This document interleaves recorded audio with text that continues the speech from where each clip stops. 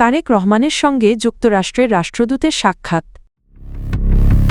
ভোটের মাঠে ১ লাখ সেনাসহ থাকবে ৯ লাখ আইনশৃঙ্খলা বাহিনীর সদস্য। নির্বাচনে যাবে কিনা চিন্তাভাবনা করছে এনসিপি, আসিফ মাহমুদ। ইসি যোগ্যতার সঙ্গেই নির্বাচন পরিচালনা করতে সক্ষম হবে মির্জা ফখরুল। কোনো চাপে নেই কমিশন, ইসি আনোয়ারুল।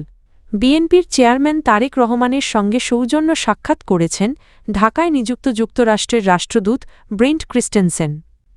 সোমবার বিকেল ৪টার কিছু আগে রাজধানীর গুলশানে বিএনপির চেয়ারম্যানের কার্যালয়ে এ সাক্ষাৎ অনুষ্ঠিত হয়।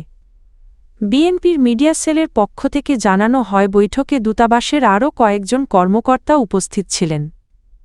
সাক্ষাতে তারেক রহমানের সঙ্গে ছিলেন বিএনপির মহাসচিব মির্জা ফখরুল ইসলাম আলমগীর, স্থায়ী কমিটির সদস্য আমির খসরু মাহমুদ চৌধুরী, পররাষ্ট্র বিষয়ক উপদেষ্টা কমিটির সদস্য হুমায়ুন কবির, উপদেষ্টা মাহদি আমিন এবং চেয়ারম্যানের প্রেস সচিব সালেহ শিবলি।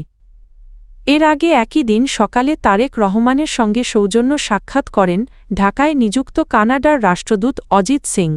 ত্রয়োদশ জাতীয় সংসদ নির্বাচনে সারা দেশে মোট ৮,৯৭,১১৭ জন আইনশৃঙ্খলা বাহিনীর সদস্য মোতায়েন করা হবে বলে জানিয়েছেন স্বরাষ্ট্র উপদেষ্টা লেফটেন্যান্ট জেনারেল অব. মো. জাহাঙ্গীর আলম চৌধুরী। সোমবার সচিবালয়ে স্বরাষ্ট্র মন্ত্রণালয়ের সভাকক্ষে আইনশৃঙ্খলা সংক্রান্ত উপদেষ্টা পরিষদ কমিটির ২০তম সভা শেষে সাংবাদিকদের তিনি এ তথ্য জানান। সভায় সভাপতিত্ব করেন স্বরাষ্ট্র উপদেষ্টা নিজেই।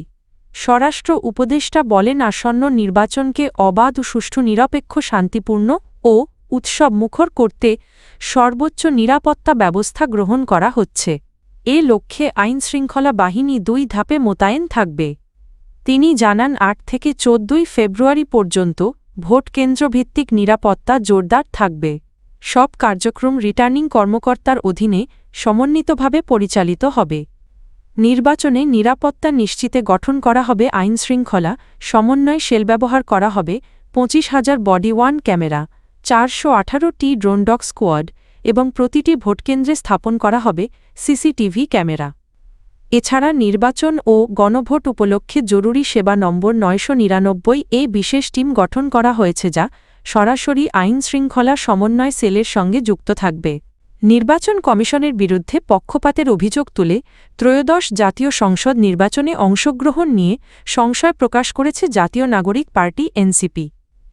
রোববার রাজধানীর বাংলা মোটরে দলের অস্থায়ী কেন্দ্রীয় কার্যালয়ে সংবাদ সম্মেলনে এনসিপির মুখপাত্র ও কেন্দ্রীয় নির্বাচন পরিচালনা কমিটির চেয়ারম্যান আসিফ মাহমুদ সজীব ভুঁইয়া বলেন, বর্তমান নির্বাচন কমিশনের ওপর তাদের আস্থা নেই। এ অবস্থায় নির্বাচনে অংশ নেবেন কি না তা পুনর্বিবেচনা করা হচ্ছে। তিনি অভিযোগ করেন, দ্বৈত নাগরিকত্ব ও ঋণখেলাপি সংক্রান্ত বিষয়ে অনেক প্রার্থীকে ছাড় দেওয়া হয়েছে বলে বিভিন্ন মাধ্যমে তথ্য পাওয়া যাচ্ছে। সংবাদ সম্মেলনে আসিফ মাহমুদ নির্বাচন কমিশন ভবন ঘেরাওয়ের কর্মসূচিকে নাটক আখ্যা দিয়ে বলেন, আপিল শুনানির শেষ দিনে হাজারো নেতাকর্মী নিয়ে সেখানে ভিড় করে বাহ্যিক চাপ সৃষ্টি করা হয়েছে। তিনি আরও অভিযোগ করেন, রায়ের আগে কমিশনারদের সঙ্গে একটি রাজনৈতিক দলের নেতাদের দীর্ঘ বৈঠক হয়েছে, যা নিরপেক্ষ সিদ্ধান্তের পথে বড় বাধা। বিএনপির মহাসচিব সহ দলের নেতাদের সঙ্গে বৈঠকের পর দেওয়া সিদ্ধান্তকে একপাক্ষিক বলেও মন্তব্য করেন তিনি। এনসিপির মতে এসব ঘটনা দেশের গণতন্ত্রের জন্য একটি অশনি সংকেত।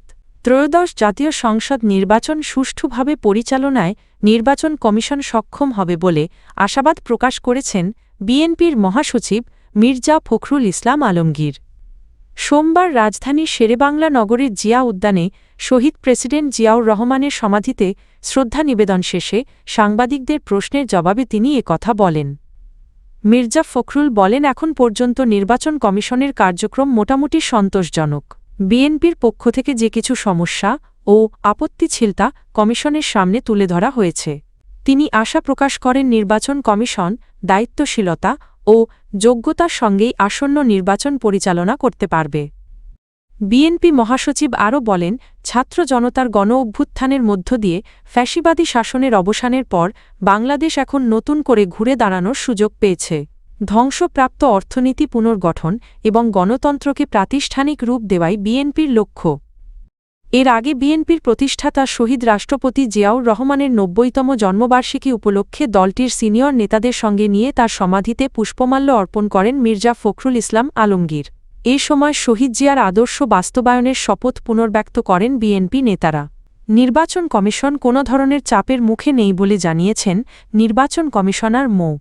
আনোয়ারুল ইসলাম সরকার। তিনি বলেন, সবাই যেমন ভালো নির্বাচন চায়, নির্বাচন কমিশনও তেমনটাই চায়। সোমবার রাজধানীর শেরেবাংলা নগরের নির্বাচন ভবনে নিজ কার্যালয়ে সাংবাদিকদের সঙ্গে আলাপকালে এ মন্তব্য করেন তিনি। ইসি আনোয়ারুল ইসলাম বলেন, নির্বাচন কমিশনের কাছে ছোট বা বড় দল এমন কোনো ভেদাভেদ নেই। নির্বাচনে অংশগ্রহণকারী সব দল ও প্রার্থী সমান সুযোগ ও সুবিধা পাবে। তিনি বলেন, একটি কমিশনের জন্য জাতীয় নির্বাচন পরিচালনার সুযোগ একবারই আসে। আগের কোনো অভিজ্ঞতার সঙ্গে আনার সুযোগ থাকে না। তাই কমিশন স্বাধীনভাবে দায়িত্ব পালন করছে এবং কোনো চাপ অনুভব করছে না।